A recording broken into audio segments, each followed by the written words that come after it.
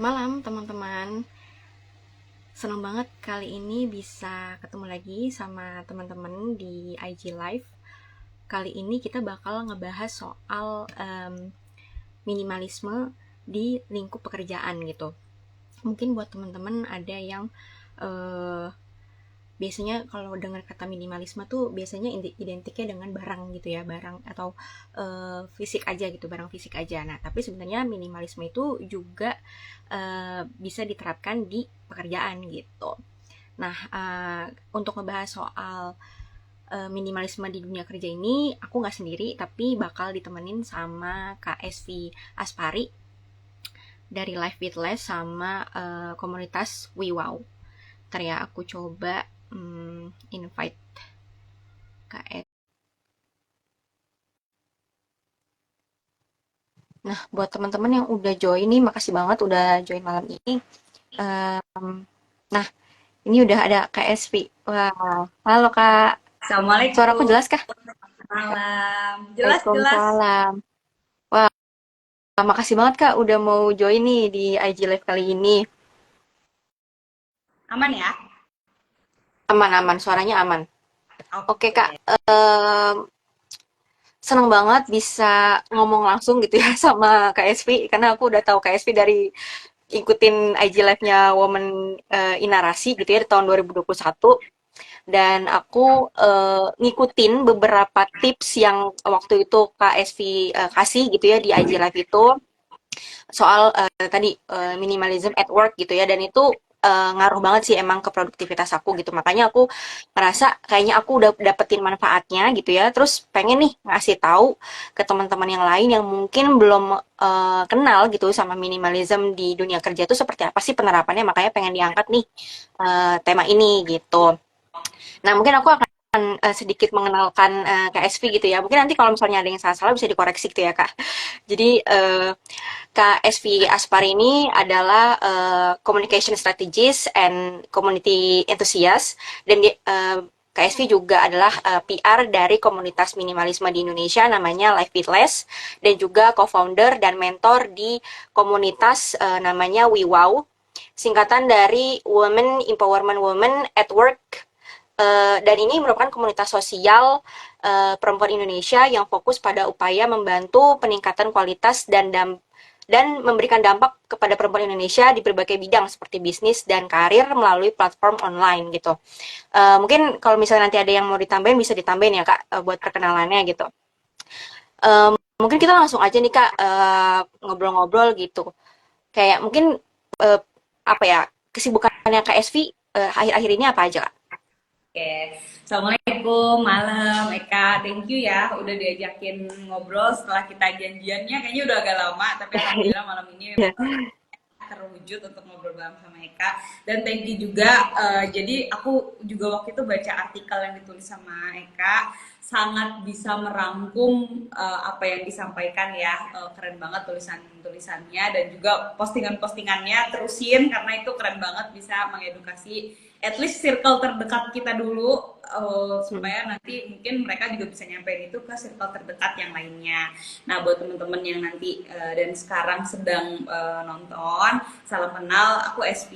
Jadi sebetulnya aku pekerja juga gitu ya, sehari-hari aku bekerja sebagai communication strategist. Yang dikerjain apa aja sih yang berkaitan dengan dunia komunikasi ya, mulai dari public relations, terus kemudian juga digital communications. Jadi hari-hariku itu sangat banyak berkaitan sama sosial media ya, dan juga kegiatan-kegiatan digital ya yang ada di platform digital itu kayaknya hampir semua aku kerjain. Terus PR writing gitu ya, penulisan-penulisan PR dan juga project management untuk mengerjakan beberapa project. Nah, selain kegiatan utamaku, aku juga bekerja sebagai dosen praktisi. Jadi ngerjain ngajar beberapa mata kuliah yang berkaitan dengan komunikasi di Universitas Bakri. Ya, seminggu mungkin sekitar 2 sampai 3 kali ngajar dan untuk kegiatan di luar jam kerja sama akhir pekan yang aku lakukan itu adalah berkomunitas lewat Life Fitness itu untuk mendukung gaya hidup minimalis yang sedang aku usahakan setiap harinya ya, dan juga di WeWow. Di WeWow ini sebetulnya aku pengen membagikan apa yang aku dapat di dunia kerja untuk bisa juga dipelajari sama teman-teman yang mungkin sekarang sedang ada di awal karir mereka, baik yang Mm-mm. baru mau lulus ataupun baru memulai karirnya mereka. Jadi itu ya mungkin ya kesibukan aku sehari-hari.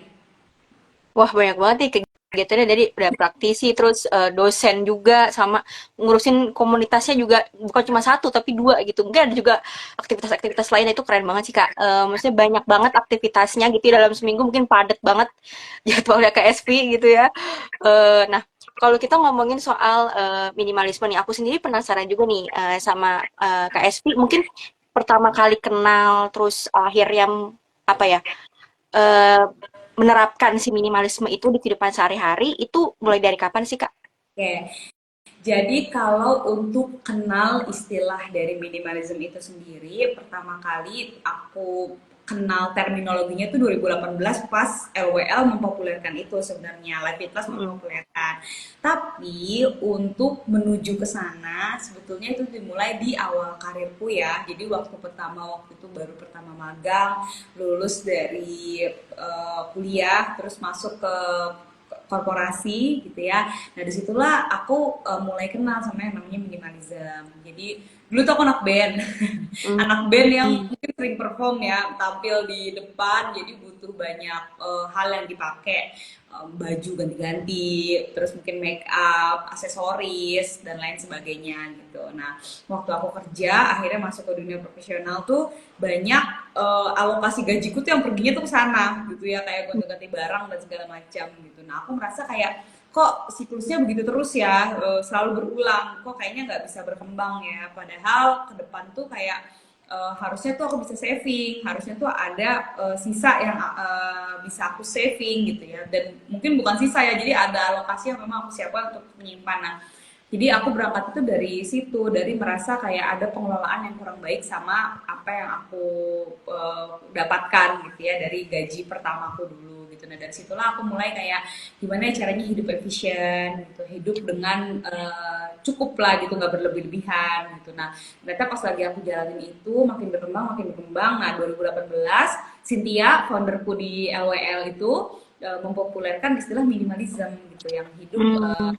rasa cukup dan syukur gitu, dan ternyata itu bukan cuma bisa diaplikasikan dalam kehidupan sehari-hari ya, bukan cuma di rumah tapi juga bisa loh dibawa ke tempat kerja gitu.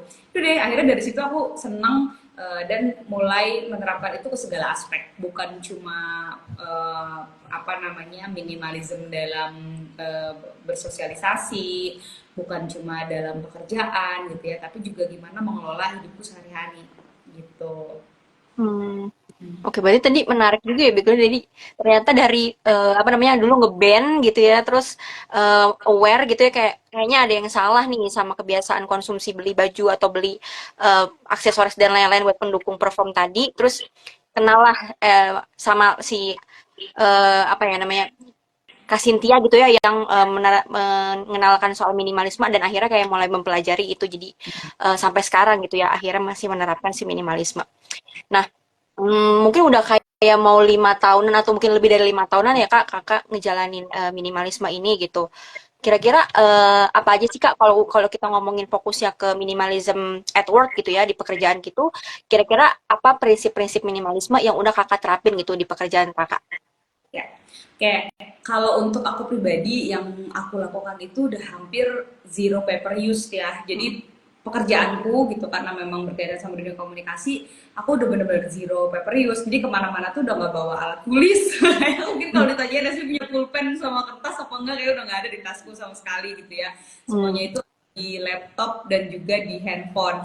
Bahkan untuk bikin catatan, bikin apapun itu tuh ya aku lewat handphone aja gitu, lewat handphone dan laptop, udah nggak pernah nulis tangan gitu ya. Mm-mm. Kecuali kalau misalnya mungkin untuk pekerjaan-pekerjaan yang berkaitan masih kayak ujian anak-anak kan ya, kalau UTS UAS kan tuh kadang masih ditulis tangan gitu. Nah ya aku nggak bisa menghindari karena itu kan sistem ya, tapi bukan di aku pribadi. Tapi kalau tugasnya datangnya dari kelasku, pengumpulan tugasnya, terus apapun itu project yang kukerjakan ya itu semuanya udah zero paper use gitu ya, udah nggak pakai kertas sama sekali.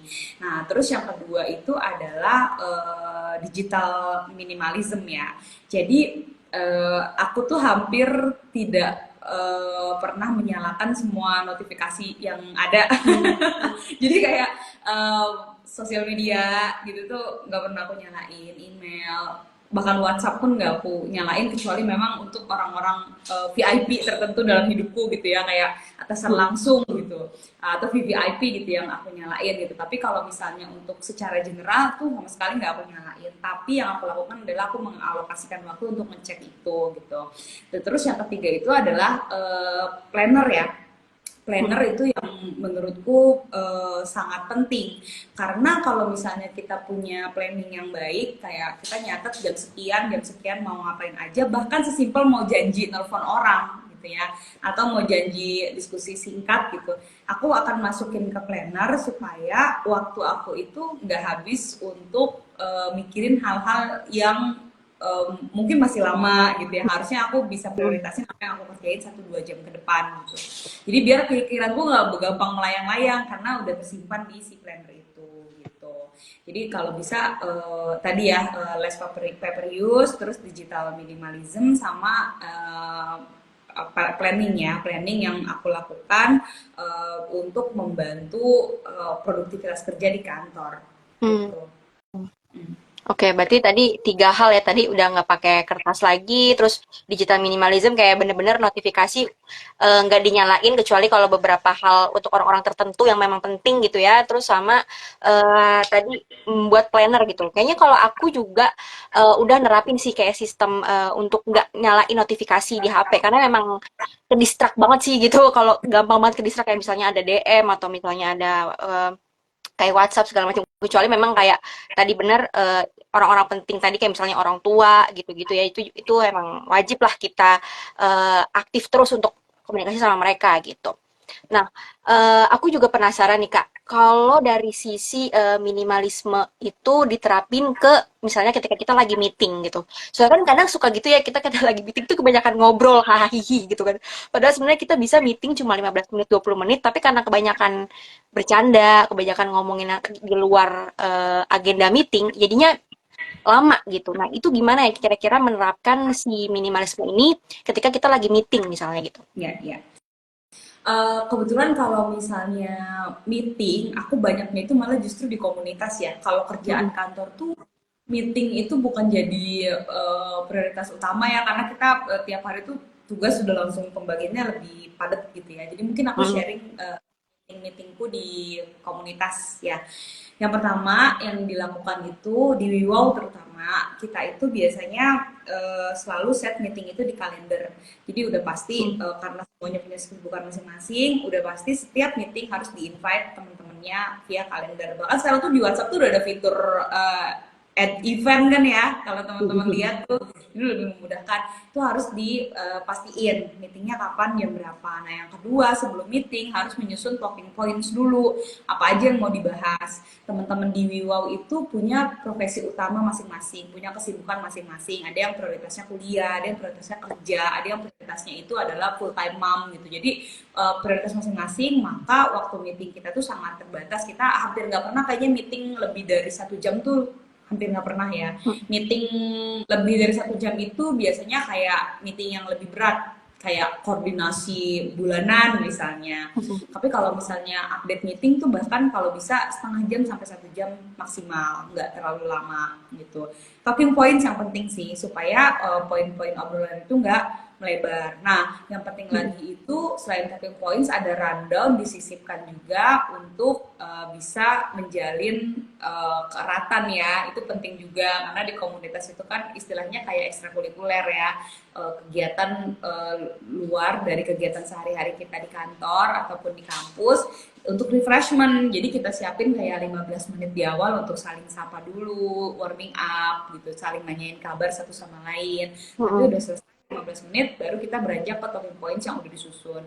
Jadi jangan pernah janjian meeting dulu tanpa pernah nentuin topiknya apa. Justru dibalik, topiknya tuh Hmm. mau tentang apa dulu, baru set meetingnya gitu. Meeting rutin tuh penting, tapi yang lebih penting lagi itu adalah apa yang mau di deliver di dalam meeting itu atau apa yang mau dibahas di dalam meeting itu gitu. Gitu ya. Tapi kalau misalnya mau ada kegiatan kayak keakraban itu dijadwalin di luar itu kalian memang ada waktu-waktu khusus gitu yang disiapkan untuk itu kayak outing gitu misalnya atau ya potluck day gitu misalnya khusus tiap hari apa gitu memang kita khususkan buat kegiatan happy happy gitu bahkan kalau di kantor tuh meetingnya cepet banget deh kayak 15 menit juga kelar yang penting langsung ke poin intinya gitu tapi kalau kita mau rekreasi ya dijadwalin di luar itu gitu. Oke, berarti tadi set meeting kalender dulu, terus yang paling penting juga nentuin topiknya gitu ya. Karena mungkin kalau dari aku pengalaman aku sendiri, biasanya sih nentuin topik doang gitu, tapi nggak menentukan kira-kira nih di meeting ini kita bakal ngomongin apa aja sih gitu. Jadi cuma garis besarnya aja nih topiknya doang kita mau ngomongin ini, tapi kayak tadi rundown juga nggak disusun segala macam itu ternyata penting juga ya supaya kita bisa komit sama jadwal yang udah kita bikin gitu. Itu tips juga nih bagus banget buat nanti kita terapin di meeting meeting selanjutnya gitu. Nah, yang juga struggle adalah ketika pengen ngelola file digital, terutama kayak email kantor atau misalnya email apalah misalnya mungkin buat orang yang kerja freelance juga mungkin dari klien-klien segala macam. Apalagi kalau misalnya mungkin kayak yang kerjanya finance gitu ya, misalnya ada apa namanya invoice dan segala macam. Nah itu kira-kira ada nggak sih Kak tipsnya juga untuk apa ya mengclutter file-file untuk kantor gitu? Oke, ini yang paling sering aku alami itu adalah sekarang itu berkirim berkirim file itu lebih banyak dilakukan di Messenger di WhatsApp gitu ya. Jadi kalau kita mau buka di laptop itu harus kita download dulu si file-file itu terus masuk ke laptop kita baru bisa kebuka. Ya nggak sih bener kan yang relate itu. Nah kadang kalau misalnya kita mau udah kalau download di laptop, kita lupa tuh posisinya di mana karena semuanya di folder download. Jadi yang kita lakukan, buka lagi WhatsApp-nya, lihat lagi filenya, diklik lagi, ke download lagi. Jadi double kan. Double jadi ada berkali-kali file gitu yang paling sering. Nah, yang aku lakukan itu, kalau misalnya filenya itu memang berkaitan sama project tertentu, langsung upload ulang ke folder yang kita udah siapkan gitu ya. Misal contohnya aku lagi bikin project buku misalnya. Nah, di grup chat itu ya kita download terus kita simpan langsung ke foldernya. Itu yang harus dilakukan. Jangan sampai lupa untuk nyimpan gitu ya. Udah disimpan. Yang kedua yang dilakukan itu adalah menghapus rutin file-file yang ada di folder download laptop gitu ya. Aku tuh kayaknya hampir setiap seminggu sekali sih kalau bisa tuh folder download di laptop tuh harus kosong gitu ya. Jadi seminggu sekali aku bersihin kosong. Aku nggak khawatir ada file yang hilang karena setiap kali aku download langsung aku alokasikan, aku taruh di posisi dipindahkan ke folder yang memang dituju terkait sama project itu sendiri gitu. Nah, di handphone juga sama gitu ya. Untuk file-file yang penting kayak master sheet-nya dan segala macam tuh kalau bisa ditaruh di grup description aja gitu biar filenya nggak kemana-mana, linknya ditaruh di grup description jadi kita nggak usah susah-susah gitu untuk mencari itu gitu. Itu sih ya. Terus kalau email, nah email ini juga sama. Email itu biasanya aku banyak pakai untuk ngumpulin tugas-tugas mahasiswa. Itu paling sering ya, kan mereka ngemail satu kelas tuh bisa ada 30-an anak lebih gitu. Nah, kita jangan males buat langsung foldering tugas itu ke tempatnya langsung gitu supaya nanti nggak pusing tuh nyari subjek segala macam gitu.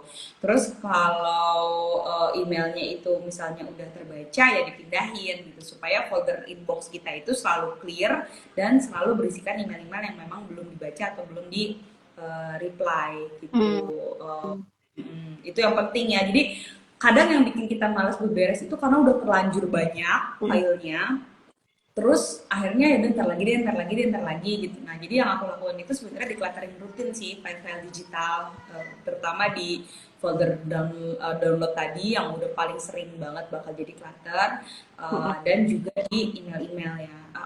Dan satu lagi, kadang kita tuh nggak sadar kalau masuk ke website tiba-tiba klik subscribe misalnya atau apa gitu itu jangan lupa untuk rutin di off dimatiin gitu ya supaya nanti folder email kitanya jadinya nggak terlalu banyak gitu. Sebenarnya tuh itu juga akan membantu performa apa ya perangkat digital kita jadi lebih maksimal sih. Itu yang penting juga gitu, karena laptop kalau terlalu banyak file di dalam device-nya kan juga jadi lemot ya, jadi berat gitu. Hmm. Begitupun handphone, jadi rutin untuk bersihin. Itu sih tipsnya. Hmm. Mungkin kalau berkaca dengan kebiasaanku sendiri gitu ya, kadang-kadang tuh suka lupa gitu. Misalnya kita udah download file gitu, misalnya dari WhatsApp atau mungkin dari email, itu tuh nggak langsung dipindahin gitu. Kalau tadi kan KSP tipsnya adalah langsung memindahkan ke folder yang emang udah disiapin gitu ya.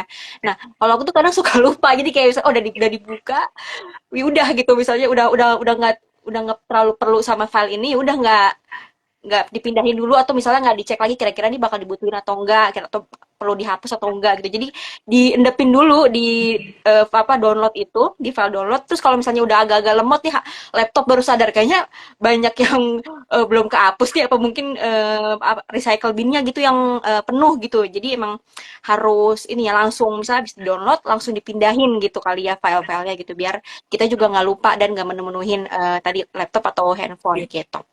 Oke. Aku juga penasaran terkait dengan gimana sih cara kita tuh menentukan prioritas gitu ya di pekerjaan-pekerjaan kita gitu. Apalagi tadi KSV juga pekerjaannya banyak gitu, kegiatannya banyak gitu. Mungkin tadi udah di spill gitu ya dengan bikin planner gitu. Tapi kadang kita kan suka apa ya ke distraksi gitu. Misalnya kita udah bikin plan A, B, C, D gitu. Tapi ternyata ada plan yang nggak sesuai dengan rencana gitu. Nah itu gimana Kak cara menyiasatinya gitu? Ya, ya.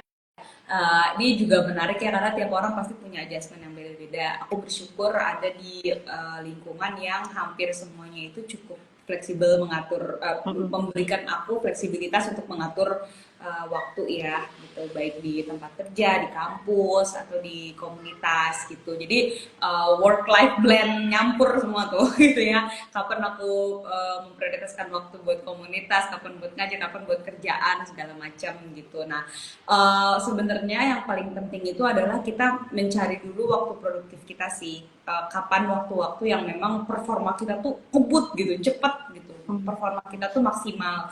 Cari gitu. Kalau aku pribadi tuh aku biasanya meleknya gitu ya hidupnya itu justru di dini hari, pagi-pagi banget Mm. gitu ya dari mulai bangun tidur habis sholat subuh, pagi sebelum mandi itu biasanya yang aku lakukan itu adalah melis atau mendelegasi pekerjaan-pekerjaan yang melibatkan orang lain gitu. Kalau aku misalnya ya mereview video misalnya atau mereview satu kerjaan yang harus direvisi, nah itu aku akan lakukan di awal hari gitu. Kenapa? Karena kalau aku selesai di awal hari, maka tim akan bisa mengerjakan pekerjaan itu gitu. Mm. Jadi aku mulai dengan pekerjaan yang mungkin akan melibatkan orang lain untuk menyelesaikan gitu kayak terus misalnya contoh lainnya di komunitas juga ya gitu. Ada pekerjaan yang harus dilakukan sama tim ya. Maka yang aku Mm. lakukan adalah menyiapkan briefnya dulu supaya teman-teman bisa running baru nanti aku kerjakan tugas-tugas yang memang personal harus diselesaikan oleh diriku sendiri gitu. Jadi aku memprioritaskan dulu pekerjaan yang melibatkan orang lain baru aku mengerjakan pekerjaan-pekerjaan yang hanya diriku sendiri yang memegang bola panasnya gitu. Nah itu Mm. penting kenapa supaya sistem dalam pekerjaan itu bisa jadi terus berjalan gitu, nggak mandek gara-gara kitanya misalnya kayak aduh mager banget nih udah energinya udah habis. Nah misalnya ya contohnya ini ada editor nungguin revisi terus Mm. kitanya belum selesai nge-review sebagai apa namanya copywritingnya gitu ya untuk ngecek gitu akhirnya jadi molor gitu kerjaannya nggak beres juga dampaknya ke kita juga gitu makin Mm. numpuk gitu jadi ya itu tadi tipsku adalah cari waktu produktif kita yang pertama kapan waktu produktif yang memang benar-benar kita bisa ngebut gitu kalau aku pribadi itu pagi biasanya karena kalau udah siang tuh lebih banyaknya interaksi terus mungkin ngobrol meeting dan segala macam Mm. gitu ya sore hari itu mungkin aku akan fokus ke kerjaan-kerjaan yang diriku sendiri yang aku lakukan gitu ya malam hari udah harus istirahat jadi pagi-pagi tuh biasanya aku kerjain kerjaan-kerjaan yang sesuai yang berdampak pada orang lain gitu Mhm. gitu ya mungkin tips dariku.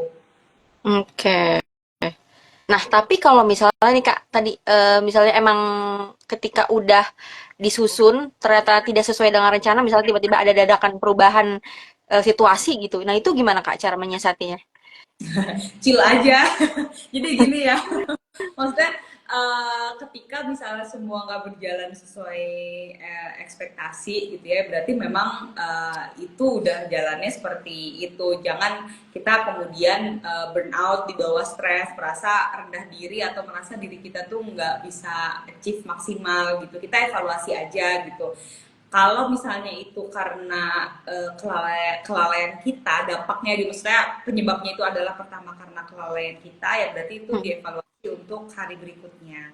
Tapi kalau misalnya itu adalah karena faktor-faktor eksternal di luar sana yang nggak bisa kita kontrol, ya udah kita fokus ke solusinya aja Hmm. gitu, fokus ke Hmm. solusinya dan keluar gimana cara menyelesaikan itu. Contoh nih misalnya apa ya, lagi anak-anak kerja terus tiba-tiba dapat kerjaan baru, Hmm. itu kan yang sering terjadi ya gitu. Nah Hmm. kita lihat aja prioritasnya yang paling penting yang mana, misalnya kerjaan yang baru gitu ya, kita sampaikan sama si pemberi kerjanya gitu, gue lagi ngerjain ini, Hmm. kalau Hmm. misalnya gue ngerjain yang kerjaan baru ini, mungkin yang sekarang gue kerjakan akan jadi lebih lama gitu ya. Jadi lu mau yang mana dulu yang gue kerjain gitu. Jadi kita asertif aja sampaikan gitu.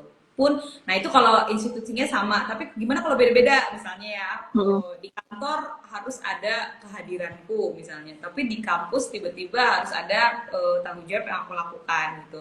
Lihat mana yang mungkin dampaknya itu berdampak pada orang yang lebih banyak gitu ya. Kita negosiasikan gitu. Dan insya Allah kalau kita bisa mengkomunikasikannya dengan baik, bisa diterima ya menurutku gitu.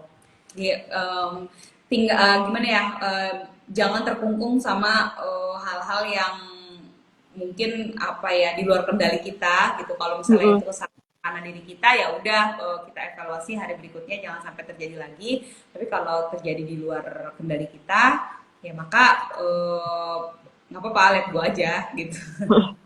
Gitu. Oke, berarti tadi adalah tipsnya kalau misalnya memang tidak sesuai dengan rencana adalah ya pasti kita komunikasiin dulu nih kalau misalnya memang ada kerjaan baru atau apa segala macam itu kita komunikasiin ke orang yang memberikan pekerjaan itu berarti ada yang ditunda dulu nih gitu tugas-tugas sebelumnya berarti ada yang ditunda dulu terus juga melakukan apa ya menentukan prioritas gitu kira-kira mana nih yang harus dikerjakan lebih dulu sama kita pilih juga pekerjaan atau hal-hal yang berdampak ke orang lain gitu ya. Jadi jangan berdasarkan dari kita juga gitu, tapi berdasarkan dari orang lain. Kira-kira nih kalau gue tunda sekarang berdampak nggak sama si A, sama si B, sama si C kayak gitu. Wah ini menarik banget nih tipsnya. Jadi nambah juga nih, oh ya ternyata bener ya. Karena aku jujur kalau misalnya kayak ada rencanaku yang tidak sesuai dengan schedule yang sudah aku buat, itu kadang-kadang tuh suka apa ya, bikin pusing sendiri gitu malah jadi kayak aduh nggak sesuai sama yang harusnya dilakuin nih jadi kayak apa ya kebanyakan mikirnya dulu gitu daripada langsung actionnya gitu. Ya, Oke, fokus ke solusi. fokus ke solusi benar. Nah, pernah nggak sih Kak kalau misalnya pernah nggak gitu kejadian ketika tadi kan KSP udah ngejelasin gitu ya tips untuk ngelola si file-file digital gitu. Sebaiknya langsung di folder-folderin gitu ya file-filenya gitu. Nah, tapi ketika misalnya kita udah atur atau misalnya kita udah hapus-hapus nih sekira-kiranya mungkin file-file yang sekiranya nggak dibutuhin. Tapi ternyata one day itu tuh dibutuhin lagi gitu. Nah, itu gimana tuh Kak cara menyiasatinya? Atau ada nggak kayak misalnya periode tertentu, oh kalau misalnya udah nih data 6 bulan ternyata nggak dipakai, udah wajib dihapus kayak gitu. Kayak ya kebetulan tuh kerjaan aku nggak banyak administratif ya, jadi kayak untuk Hmm. manajemen file aku nggak terlalu kesulitan, tapi ya tadi karena aku udah paperless dari awal jadi semua filenya itu digital, jadi yang paling aku lakukan itu adalah memastikan storage aku aman gitu ya untuk menyimpan Mm-mm. itu semua gitu ya. Yang apa yang paling menantang itu justru di kampus ya, di kampus itu sering banget kayak berkas ujian gitu ya, hasil dari penilaian anak-anak gitu yang sering aku bawa pulang terus kemudian ini kertasnya mau dikemanain banyak banget gitu ya. Nah yang aku aku lakukan itu biasanya mendokumentasikannya secara digital. Jadi kalau emang itu penting banget ya aku foto aja, foto terus Hmm. unggah gitu ya, unggah secara digital. Jadi aku punya backupnya. Nah, si kertasnya dikemanain gitu, aku kembalikan lagi ke si mahasiswanya. Biasanya kan mereka juga Hmm. butuh mungkin mau ngasih lihat orang tuanya gitu, atau mungkin mau diarsipkan dan lain sebagainya. Jadi dibalikan lagi ke mereka. Nah, terus untuk file-file yang harus dihapus, kayaknya nggak ada periode waktu tertentu ya, tapi indikatornya adalah semua file itu harus punya rumah. Jadi Hmm. bisa jangan ada file yang tak bernama, tak berumah gitu ya. Tak bernama tuh artinya untitled gitu, udah cuma kayak gitu doang gitu ya. Jangan sampai kayak gitu, harus ada namanya gitu, harus jelas gitu. Tak bertuan dan tak berumah dan tak double gitu ya, tiga Hmm. itu. Tak berumah artinya dia ada di luar folder, nggak punya tempatnya gitu ya. Mungkin kita waktu itu lagi bingung mau folderin kemana, tapi jangan terlalu lama, kalau bisa tuh Hmm. segera di folder gitu ya. Terus yang ketiga itu double ya, jadi yang namanya mirip-mirip, copy of bla bla bla gitu. Nah itu segera dicek, terus pastiin dia namanya udah betul dan langsung di folderin gitu. Kalau ngapus sih kayaknya aku belum belum pernah ya. Semuanya tuh masih punya rumahnya masing-masing gitu. Jadi kalau misalnya butuh dicari ya ada gitu. Hmm. Hmm. Wah, menarik nih. Tadi berarti harus dikasih nama, dikasih rumah, dan jangan double. Wah, itu menarik juga tuh. Soalnya kadang suka lupa gitu, kayak suka suka lupa tadi, suka suka lupa ngefolderin, suka lupa ngasih nama gitu. Apalagi kayak misalnya video banyak gitu kan, kadang-kadang tuh cuma video terus tanggal. Kita tuh nggak tahu itu ininya tuh video tentang apa sih gitu. Jadi kita harus buka dulu satu-satu, itu kan juga text time gitu. Nah, mungkin kalau misalnya ada nih teman-teman yang mau nanya juga soal minimalism at work, itu bisa cantumin pertanyaannya di kolom komen atau di question box ya. Nanti kalau misalnya ada pertanyaan bakal dijawab sama Kak SP gitu. Oke, selanjutnya adalah mungkin buat teman-teman nih yang pengen ngejalanin minimalism at work, tapi belum tahu kira-kira manfaatnya tuh apa aja sih yang selama ini KSP udah rasain gitu. Selama mungkin 5 atau 6 tahun ngejalanin ini gitu. Nah, itu apa aja Kak manfaatnya? Iya, yang paling aku rasain itu makin kesini ya, dengan kita Hmm. tahu prioritas, terus kemudian hanya fokus sama yang esensial dalam kehidupan kita sehari-hari. Itu yang pertama itu kualitas tidur sama olahraga sih, waktu untuk Hmm. olahraga. Itu menurut aku benefit yang mahal banget di era disrupsi kayak gini ya, yang nggak bisa didapetin gitu.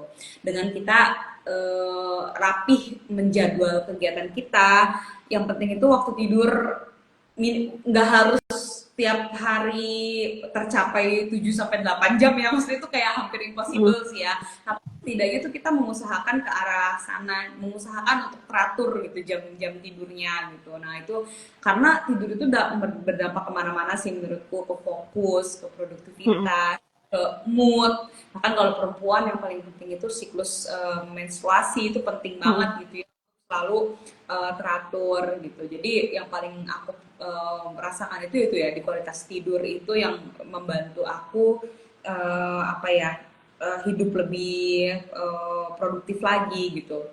Nah, yang kedua, waktu untuk olahraga itu juga yang aku terapkan. Jadi dulu mungkin waktu belum nerapin ini, ngelihat olahraga itu adalah kegiatan opsional, rekreasi Hmm. gitu. Hmm. Hmm. Tapi nerapin minimalism, olahraga itu kebutuhan jadinya Hmm. gitu, kayak kita makan, bagian dari kebutuhan primer yang harus diberikan ke tubuh kita gitu. Sesimpel jalan kaki lah gitu kan, karena kalau aktivitas fisik ringan itu tiap hari harus dilakukan ya gitu. Nah jadi aku balik tuh, bukan prioritas utama adalah kerja bertanggung jawab Hmm. gitu, enggak gitu. Tapi prioritas pertama itu adalah memenuhi basic needs yang dibutuhkan tubuh kita, tidur, makan, olahraga gitu ya. Nah baru melaksanakan kewajiban-kewajiban kita yang lain gitu.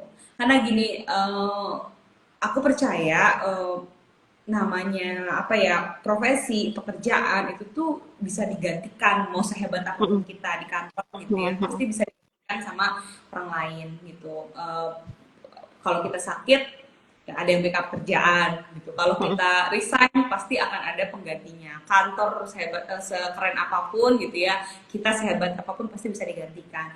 Tapi kehadiran kita buat orang-orang tercinta gitu ya, buat Mm-mm. orang-orang yang apa ya, bener-bener ada di ring satu kita gitu ya, yang sayang sama kita, itu tuh nggak akan bisa tergantikan gitu ya, Iya. kayak misalnya sama orang tua, sama pasangan gitu ya, sama mungkin sahabat-sahabat kita gitu. Kalau misalnya kita udah hilang sakit gitu ya, kehilangan diri dan segala macam, itu tuh mungkin akan jadi lebih berat buat mereka gitu. Jadi menurutku itu sih manfaat paling besar yang aku rasakan itu adalah aku bisa akhirnya bisa memanage itu, membedakan mana yang memang itu adalah kewajiban gitu ya, mana yang itu Mm-mm. adalah basic needs untuk tubuh aku sendiri gitu. Jadi sekarang tuh mungkin kalau KSP kayak olahraga tuh udah bukan yang waktu disempet-sempetin ya, tapi emang udah Iya, wajib gitu ya. betul, betul, betul. Olahraga, kerjaan gak boleh ganggu olahraga. Iya, bener-bener. Iya, kerjaan gak boleh ganggu olahraga, itu wajib, penting. Oke. Kalau untuk nerapin minimalisme gitu Kak di pekerjaan, ada nggak sih Kak kayak tools-tools yang sangat membantu untuk kita nerapin itu tadi minimalisme dalam pekerjaan gitu? Apakah misalnya pakai Notion kah atau apa gitu atau mungkin ya cukup pakai yang biasa aja misalnya pakai Gmail atau pakai apa gitu. Ya, oke, jadi gini, aplikasi-aplikasi penunjang produktivitas itu juga berpotensi menjadi clutter di Hmm. eh, apa pekerjaan kita. Gitu ya. Sekarang Mm, banyak banget fitur-fitur atau aplikasi-aplikasi baru yang bisa menunjang produktivitas. Bahkan kayak iklannya berseliweran gak sih di mana-mana. Pasti kayak selalu iklan pakai ini, pakai itu, mm, pakai ini, pakai itu gitu ya. Boost your creativity with this app, bisa bla bla bla gitu.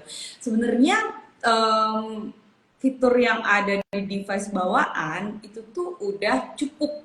Nah, aku tuh nggak nginstal yang gimana-gimana gitu ya. Cuma pakai notes di handphone, mm, terus kemudian pakai email tuh kan pasti udah ada cloud-nya ya gitu mm, ya. Ya udah aku pakai itu gitu ya, drive yang ada di situ fiturnya udah banyak banget gitu. Aku tuh lebih memilih punya satu email tapi aku upgrade untuk kapasitasnya gitu ya, subscribe langganan kapasitasnya, ketimbang aku bikin banyak email biar mm, dapat free space gitu ya. Mungkin itu akan mm, cost-nya tuh jadi lebih banyak karena harus manage beberapa email gitu. Jadi cukup loyal untuk pakai satu fitur yang bawaan itu gitu ya. Jadi mm, kayak aku mm. nggak gimana-gimana sih, langsung itu aja, langsung pakai yang bawaan dari device-nya itu sendiri gitu. Paling kalau yang install tuh apa ya? Kayaknya hampir nggak ada deh. Dulu pernah pakai Trello sama Notion, Mm, tapi mm, kebutuhan kantor. Jadi yang subscribe itu kantor, bukan aku pribadi. mm, Gitu ya. mm, Uh, jadi kalau buat aku pribadi aku pakai yang bawaan di handphone. Jadi mungkin ya buat teman-teman di luar sana, coba deh kenal lebih dekat sama device-nya masing-masing, benar. baca fiturnya, maksimalin aplikasi bawaan si handphonenya, si laptopnya, baru mungkin kemudian putuskan mau install yang baru atau cari tools yang baru atau enggak gitu. Gitu Mm, mungkin. mm, Jadi mau mention apa yang paling penting kayak udah nggak ada sih. Kalender udah ada, ya kan? mm, mm, Terus buat brainstorming ada Jamboard, ya kan? Kalau di mm, Google. Terus Google Drive juga udah ada gitu ya. Notes di handphone juga udah ada. Jadi kayaknya hampir nggak ada aplikasi baru yang aku mm. pakai sih. Itu semua udah cukup membantu gitu. Soalnya tuh kadang benar juga sih tadi kata KSV kadang tuh kita sebenarnya punya handphone udah canggih atau misalnya gadget udah canggih. Cuma tuh kita kadang belum belum explore lebih jauh sama fitur-fiturnya. Jadi kita langsung mutusin aja oh kayaknya gue perlu nih langganan sama aplikasi ini. Padahal sebenarnya kalau kita mau kulik si gadget kita itu sebenarnya mungkin siapa tahu aja udah hampir sama lah dengan aplikasi yang kita langganan itu gitu. Jadi kita mungkin harus kenal lebih dalam lagi soal gadget kita gitu lah ya sebelum kita akhirnya berlangganan si fitur-fitur atau aplikasi lain gitu. Oke. Yang menarik juga adalah mungkin ada nggak sih Kak ketika menjalani si minimalism at work ini tantangan yang sempat kakak alami gitu. Misalnya Kita kayak korek. tadi distraksi gitu ya, distraksi banyak banget soal dari notifikasi atau mungkin hal-hal lain gitu yang sempat kakak alamin gitu ketika awal-awal ngejalanin ini. Hmm, lebih ke ini sih, ini kalau secara pekerjaan tentang minimalism, kalau dari pengelolaan waktu kerja sih mungkin alhamdulillah masih berjalan lancar aja ya. Aku Hmm. nggak ada problem ya, semua pekerjaan akhirnya bisa dilihat. Kecuali kalau misalnya lagi loadnya tuh lagi banyak banget gitu ya, itu kan pasti kayak butuh effort dan segala macem. Nah, yang aku pastiin tuh asupan aja sih, kayak misalnya tidurnya harus benar, makannya harus benar, dan memang diniatkan untuk menyelesaikan tanggung jawab yang kita punya gitu. Jadi aku kayaknya kalau Hmm. tantangan secara pekerjaan sih nggak ada. Tapi kalau minimalism at work yang paling aku susah untuk hindari itu adalah budaya jajan di kantor ya. Justru ini waste ya, budaya jajan di kantor. Jadi kalau di kantor itu kan jajan itu bagian dari rekreasi ya, bagian Hmm. dari hiburan gitu, kayak penat yuk beli pizza yuk gitu, atau misalnya lagi Hmm. pusing yuk beli gorengan gitu misalnya kayak gitu ya, atau beli Hmm. apa gitu. Nah biasanya kalau jajan-jajan kayak gitu tuh kan sampahnya banyak ya gitu, kayak nitip sama bapak OB gitu, atau misalnya GoFood datang sampah gitu. Nah aku kan nggak Hmm. mungkin juga kan ngomong sampah, wah itu sangat eksklusif sekali ya gitu, maksudnya nggak mau gitu, atau aduh sampahnya banyak banget gitu, wah bisa Hmm. dimusuhin satu Hmm. kantor aku kayak gitu gitu ya, kan nggak mungkin Hmm. gitu. Jadi tetap aku makan, tapi yang kita lakukan itu biasanya ngajakin supaya sampahnya dikelola, kayak kalau plastiknya itu masih bisa dipakai ya udah lipet, terus kemudian taruh di pantry supaya nanti kalau mau dibutuhkan kita masih bisa pakai lagi gitu. Terus kalau misalnya mau jajan juga, daripada kita beli online, mendingan yuk keluar bentar beli gitu, terus bawa Hmm. sendiri yang kayak gitu-gitu. Jadi justru malah tantangan minimalism at work yang paling menantang itu menurutku di jajan sih, karena kan sering banget kayak pengen jajan apa gitu ya tiap hari. Atau mungkin kadang juga kita untuk menyiasatinya bikinnya potluck day gitu ya. Hmm. Jadi hasil dari rumah mungkin itu akhirnya sampahnya jadi lebih minim gitu. Itu sih paling. Oke. Justru malah di jajannya ya gitu dan di waste-nya itu tadi ya gitu. Kayak itu emang dilema juga sih buat banyak-banyak para pekerja gitu ya ketika Ya. di kantor gitu. Apalagi kalau misalnya emang lagi banyak banget kerjaan kan kayak pengennya ngemil sambil ngemil atau apa gitu kan. Jadi ya memang itu kayak banyak juga dirasain sama orang-orang. Nah, mungkin ini ada dua pertanyaan yang menurut aku juga cukup krusial banget dan wajib untuk ditanya juga adalah ketika kita nerapin si minimalism di tempat kerja gitu ya, kita kan pasti bekerja sama dengan banyak orang gitu. Nah, ketika memang orang-orang itu nggak mengenal minimalisme at work gitu kan, kayak misalnya tadi di meeting gitu. Misalnya kalau kita udah punya kenalan nih soal minimalisme gitu, kita harus oke kita harus maksimalin nih waktu yang ada. Nah, sementara mungkin rekan kerja kita tuh kayak suka hahaha gitu. Nah, itu gimana Kak cara berkompromi dengan orang-orang yang belum mengenal soal minimalism at work gitu? Nah, menurut aku prinsipku di sini adalah minimalism itu bukan kompetisi tapi perjalanan diri ya gitu. Jadi sebenarnya kita itu bukan berkompetisi sama orang lain mana yang paling minimalis, mana yang enggak, mana yang udah tahu minimalis duluan, mana yang enggak gitu. Tapi justru kompetisinya itu ada sama diri kita sendiri. Jadi itu perjalanan kita, journey kita gitu ya. Aku pun sampai Hmm. sekarang detik ini dengan kita ngobrol kayak gini pun akhirnya refleksi sama diri sendiri, mana yang udah berjalan baik, mana yang harus ditingkatkan gitu ya. Nah, ketemu sama teman-teman yang mungkin mereka belum pernah terpapar tentang minimalism, itu adalah bukan tanggung jawab kita untuk 100% meluruskan gaya hidupnya gitu, karena pasti Hmm. dia pun tumbuh dari situasi yang berbeda. Kita nggak pernah tahu gimana perjalanan hidup membentuk diri dia gitu ya sampai detik itu gitu. Itu yang paling Hmm. pertama sadari adalah itu.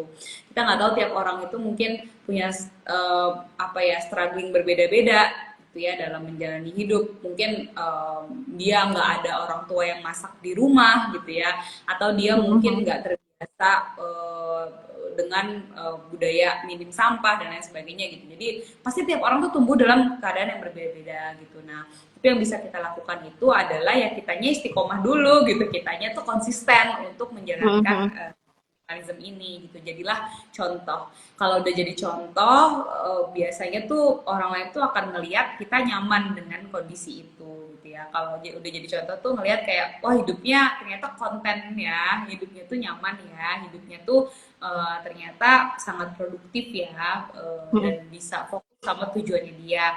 Nah, kalau misalnya orang lain ternyata udah tertarik, baru deh kita buka diri gitu. Yang sering dilakukan tuh kadang ketika misalnya ada orang lain tuh mulai tertarik, abis itu kita merasa compete sama dia gitu ya. Mhm. Hanya Ya. kayak ngerasa eh, ya lu kemana aja dari kemarin gitu, malah jadi akhirnya membandingkan atau merendahkan gitu ya. Padahal justru kalau misalnya ketika ada mulai yang tertarik tangan kita tuh harus terbuka lebar gitu ya, Mhm. mulai terbuka lebar, rangkul gitu, ajakin supaya dia akhirnya mulai nyaman dengan gaya hidup yang kita yakini membawa kebaikan buat diri kita dan juga orang-orang di sekitar kita.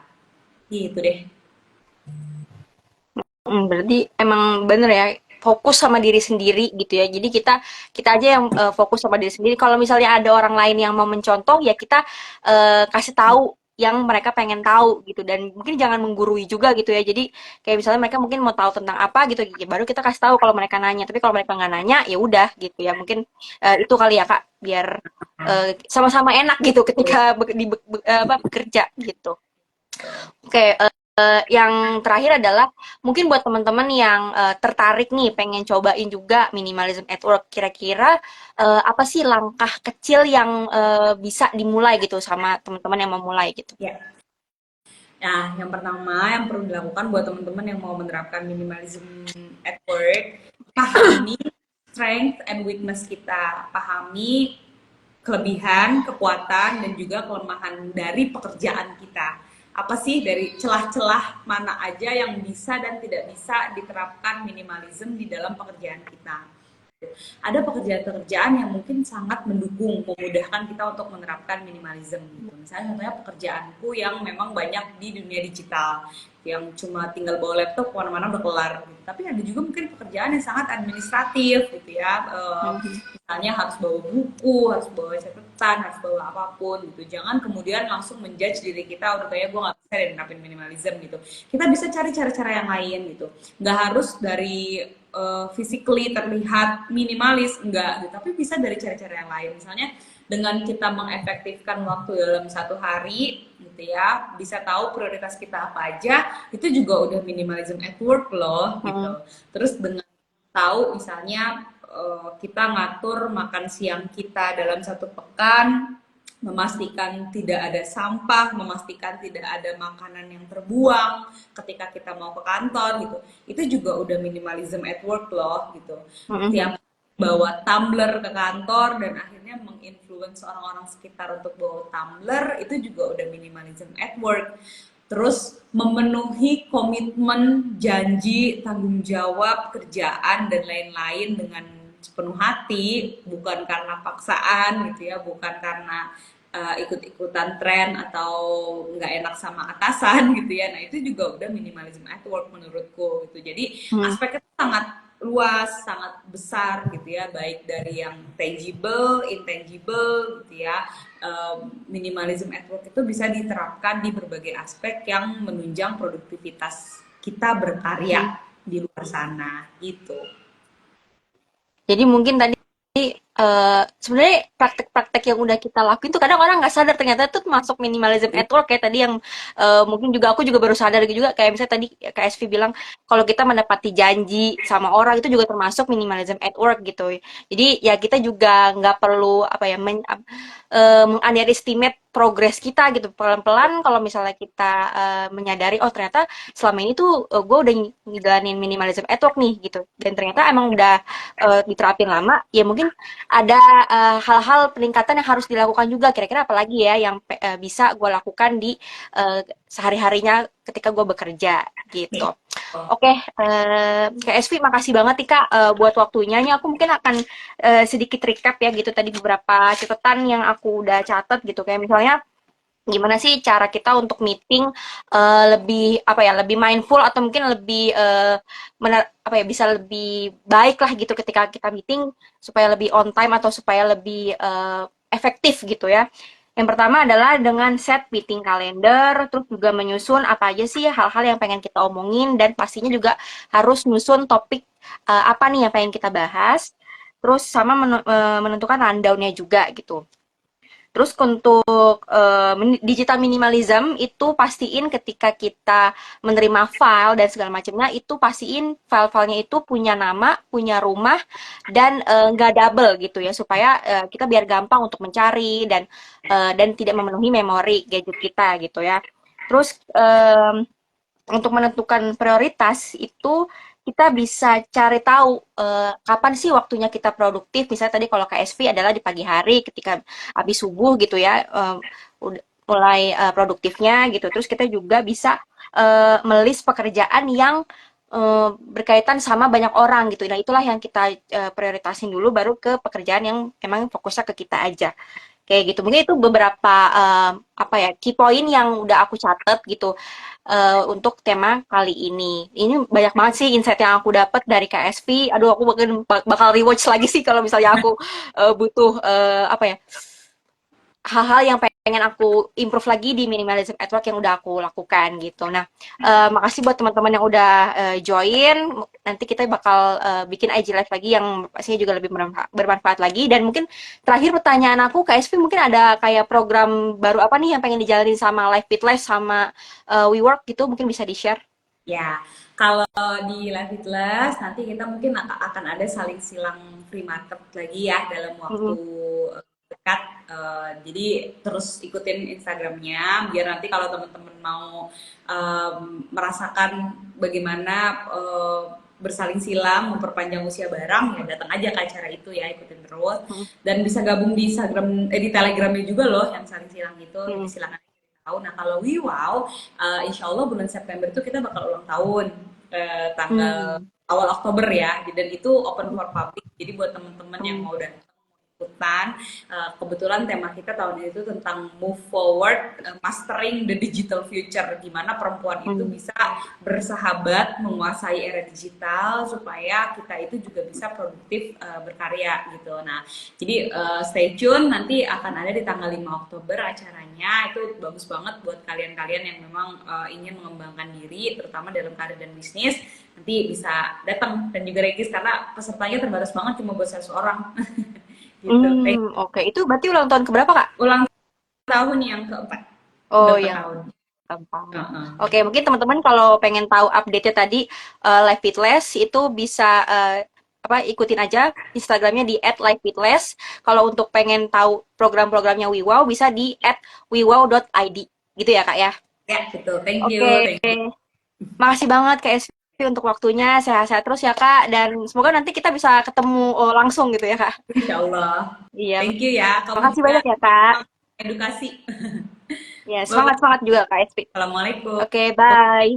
Waalaikumsalam. Makasih ya teman-teman udah join. Nanti kita ya, bikin IG Live yang menarik lainnya. Dadah.